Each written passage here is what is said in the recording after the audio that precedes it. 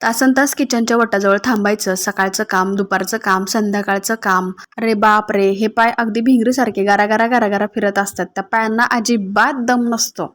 आपण स्वतःकडे कधी लक्ष देतो का हो? अजिबात देत नाही. कारण काम कधी लवकर होईल आणि आपण कधी पटकन बाजूला बसू असं होतं. पण या सगळ्या कामांमध्ये एक पेग मात्र सगळ्या बायका घेतात.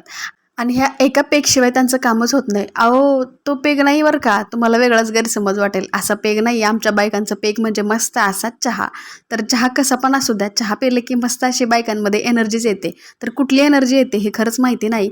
ही एनर्जी आली की शक्तिमानसारखं गारा काम करायला फिरतं.